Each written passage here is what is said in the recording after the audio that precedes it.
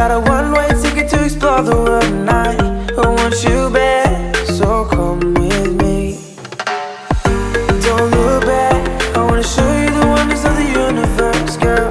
Take my hand and you will see. We've got just one life, baby, so live it up, take it one day at a time. Keep it shining like the stars we see above.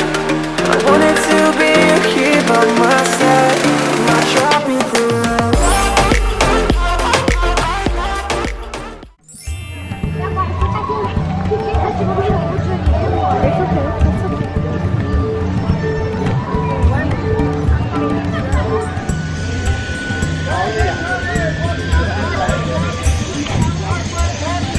Ooh.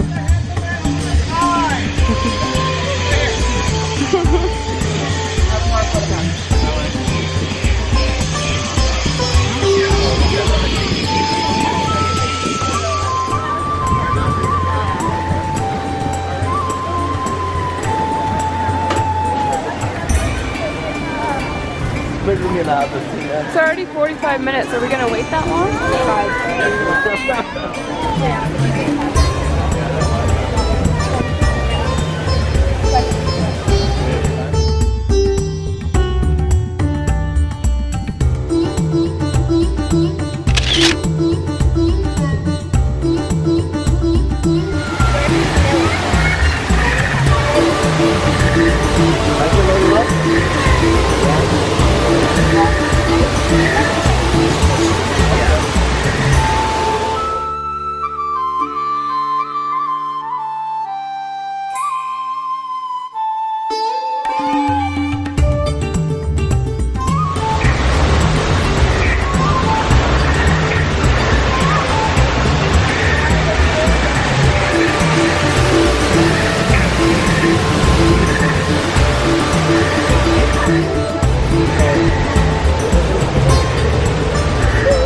You guys want to take a picture in front of this?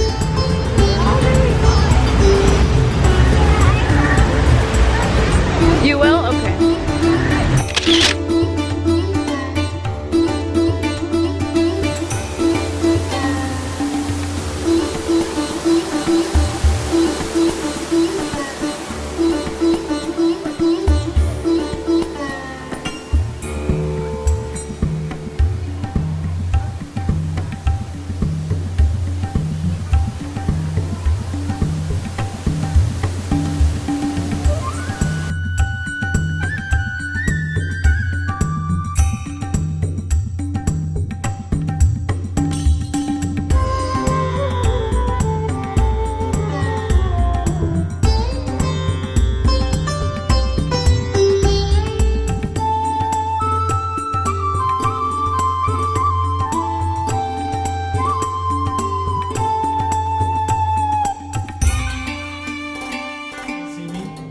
Yeah.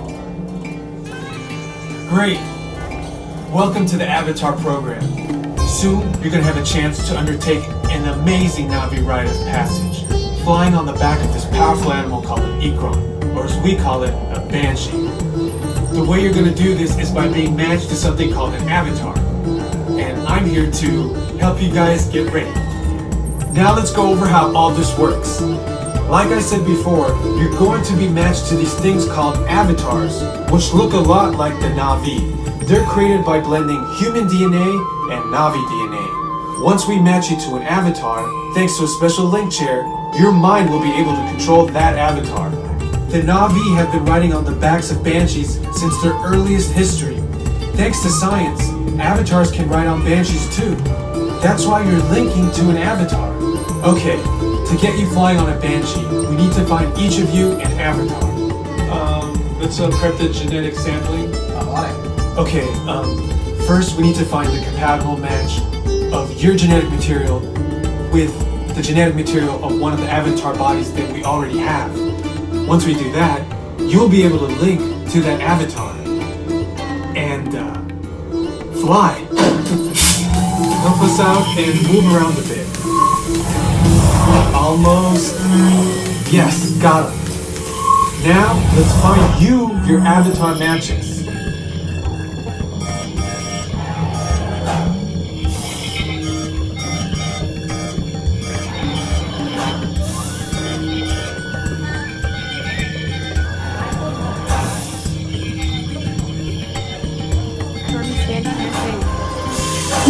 Alright, you've all been matched with avatars.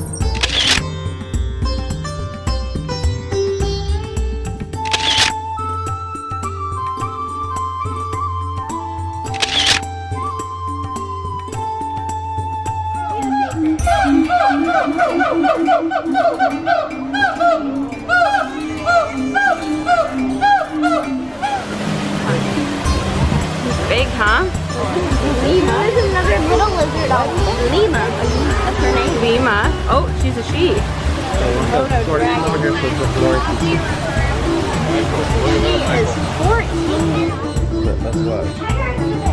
Oh.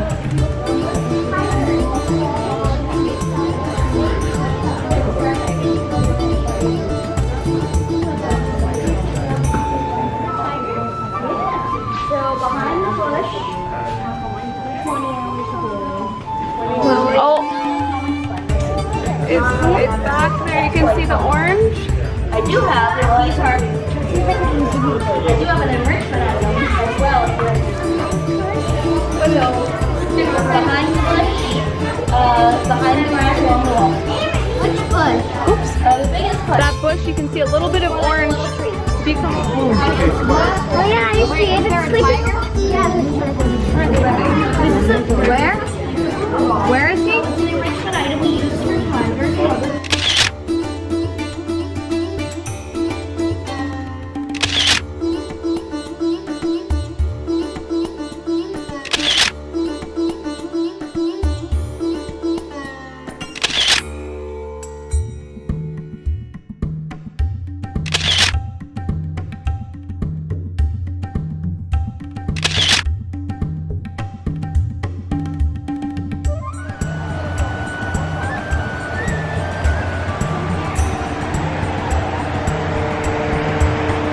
They migrate from India to Tibet over the top of Everest. Whoa.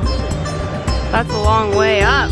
They have special hemoglobin in their blood that enables them to fly at 20,000 feet above sea level. Whoa. Some have even seen a third time.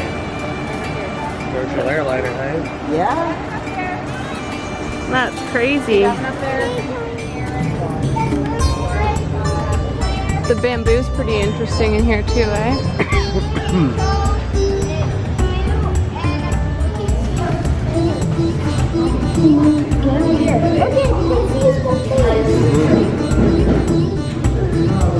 Sleeping in the shade. Look at his big paws.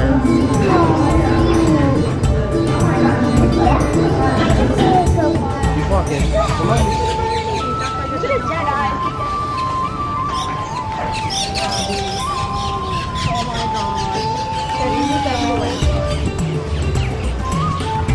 Okay, just look at the big bird. Yeah, look at it.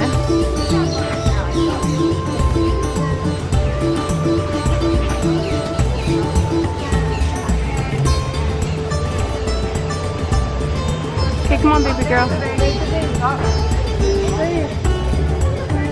That is the weirdest looking bird. It's so weird. I mean, it's cute, kind of. I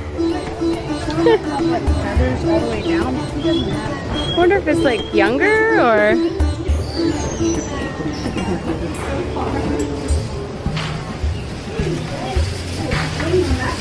Nope.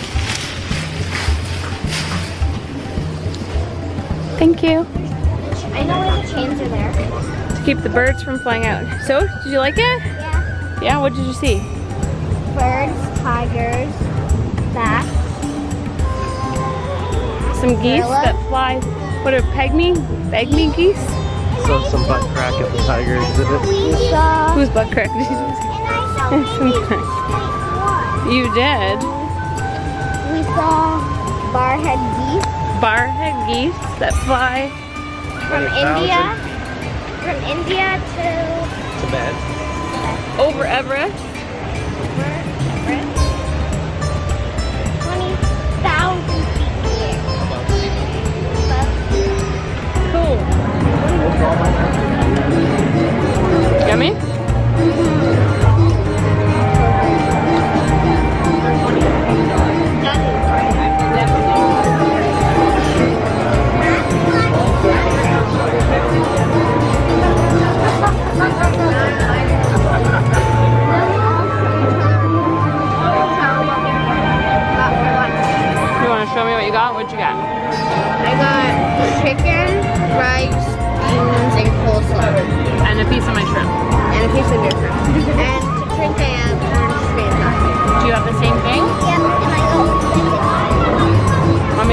different stuff with noodles. So Daddy's just happy.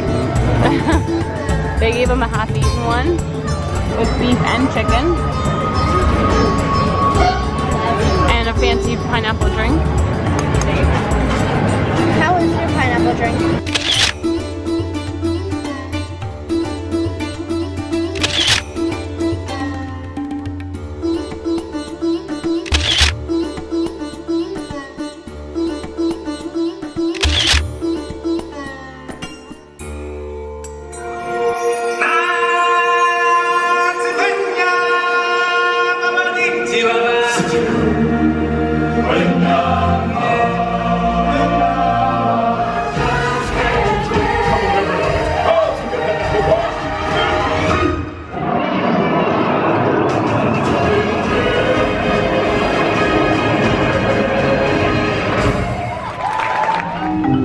Hakuna Matata.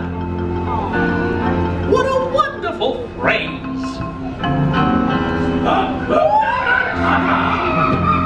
Ain't no passing parade. Hey, Popo, what are you doing over there? I'm in the warthog section. Besides, my little legs can't make it down off the slope. Oh, gee, that's too bad. Guess I gotta do it solo. Hakuna Matata. What's going on here? What are you primates doing? Put me down. Bad monkeys. Bad monkeys.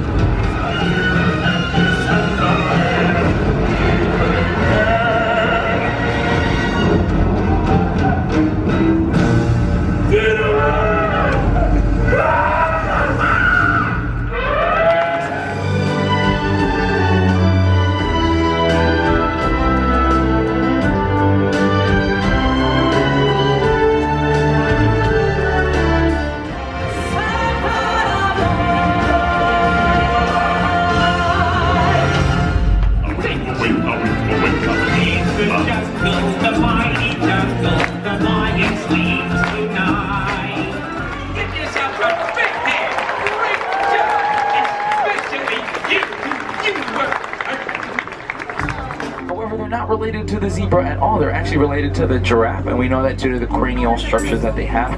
To your left-hand side, up on this, you guys will see are all females, as they don't have any horns on top of their heads. Males will actually have the largest horns on any antelope. Towards the left-hand side, you guys will spot the black rhino. There's that very large one right there, as we heavily approach for its horns on top of its head, made out of keratin. Same thing that your fingernails and hair are made out of. Oftentimes, folks to believe that the keratin horns have medicinal value, but because if you were to bite your fingernails and hair, you know there's absolutely no medicinal value whatsoever. 20 to 200 pairs at a time. During mating season, their actual backs will turn pink as well. You see it? The bloat of Nile hippopotamus will be here towards the left-hand side. That's what 2 or more Nile hippopotamus are referred to as at a time. A bloat. Look at the That's bubbles. because there was one back there towards the Look at the left, bubbles right and there. one close here towards the jet down below. As you guys can see, it is completely submerged underwater. They'll do so to protect their very sensitive skin during the daytime. Alright, my friends, we're going to make this turn here, and I'll make it fully. Hopefully, if we do have good luck, you guys should be able to spot Nile crocodiles. But there is one other Nile hippopotamus close to the waterfall here towards the right-hand side as well. And there they are, my friends. These are the Nile crocodiles as well. The Nile crocodile will grow to be 16 to 20 feet long. They will in fact consume animals much larger than their size, and that's because they have very powerful jaws to do so. However, in contrast, they are very gentle with their younglings. They have what's called a throat sac, which is usually grazed through the savanna portion, making its surface very flat in shape. While the tallest land mammal will actually graze on the trees, giving them the leaves. They're very short, giraffing length. Is still in fact a wild dog. They are very successful hunters. When they back hand side here of the reserve, you guys will spot the sable antelope. They are known as the emblem of the reserve. That's because they are very protective of their herd. The lion. Those very tall and pointy horns on their heads will actually deter any larger predators from jumping on their backs, as it would be a very unpleasant surprise. As you guys can see, another picture here of the Ankole cattle. They are known as a symbol of status or wealth to some of the African people and tribes. So, to protect their wealth, they will actually keep them in enclosed structures called manyaras, which are thorn brush structures to protect them from any predators roaming the area.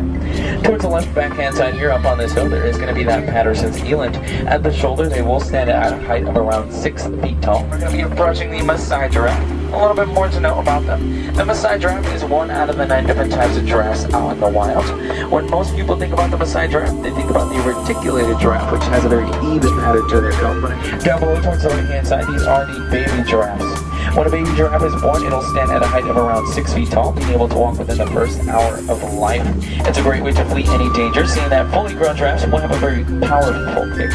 However, baby giraffes do not. To see them lying down is a true beautiful thing to see, as they'll only do so when they feel very comfortable in their surroundings. So once again, I thank you so much for keeping your voice level to a minimum and not catcalling at any of the animals, as it does heavily influence the environment and what we see and how we experience the Kilimanjaro Safari Tour. I'm going to let the baby giraffe that is trailing on the road do so. Hopefully it'll clear out and move over towards the right hand side so that we can continue on. But before we do so, here towards the left hand side, there is going to be that fully grown Maasai giraffe with its very long strands of hair. One single strand of hair is 10 times thicker than human hair. As you guys can see, they are currently grazing on the savanna floor. The white-bearded wildebeest, translation from Afrikaner, actually will roughly translate to wild beast. That's because they were very taken back when they were first discovered in their appearance. The white-bearded wildebeest will travel in very large herds that can be so of up to 1.5 million at a time, traveling up to distances of around 500 to a little over 1,000 miles each year. Alright, my friends, we are going to continue moving forward here. With its very long tongue as well, it will be coated so that it can continuously graze throughout the day so that it doesn't get its tongue sunburned.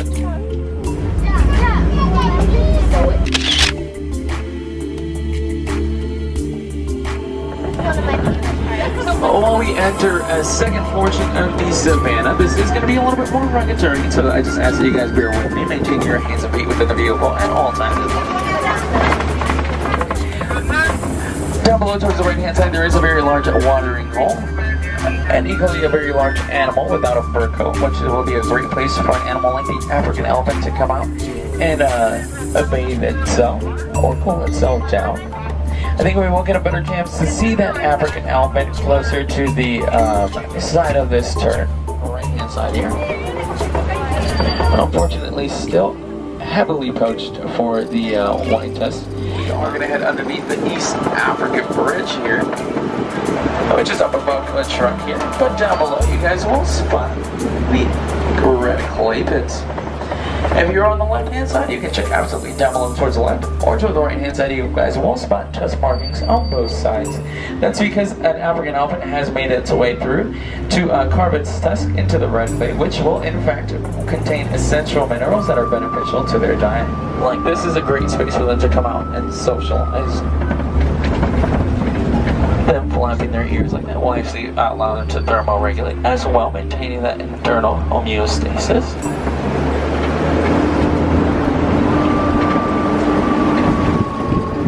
And until our next animal sighting, are there any questions on board from any of my safari guests today? No. Any questions at all? No? The Flamingo Island here that you guys are seeing will host the greater flamingos. They are the lightest in coloring and the tallest. They will in fact stand at around a height of around 5 feet tall. They do in fact filter feed and they will consume bram shrimp. More closely related is the beta-carotene in the bram shrimp that gives them their coloring. Poached for its horns as well, made out of keratin. Same thing that the black rhino's horns are made out of. Down below, close to that white rhino, is going to be that mud hole, which is a great space for them to come out and roll around it. In doing so, it'll cool them down. When they leave that mud hole, they'll leave completely coated, which is a great way to protect their very sensitive skin as well. But as you guys can see, they've actually rolled around in that mud, and they're actually taking the shade towards the backhand side. White rhinos aren't as territorial as black rhinos, so we can turn a little bit closer to them so you guys can get a better picture and idea of what they look like. However, white rhinos can still, in fact, charge up to speeds of 30 to 35 miles per hour, so we always proceed with caution. A group of white rhinos is also referred to as a crash. I'm going to stop here momentarily at known to Perk. It can actually run up to speeds of 60 to 65 miles per hour in the time span of 0 to 3 seconds. When it runs and walks, it does so with its whole burrow, seeing that they are the largest burrowing animal. The smaller ones that they have, well, they're used to fend off any predators, as they are very sharp-like. And my friends, while we continue moving forward here,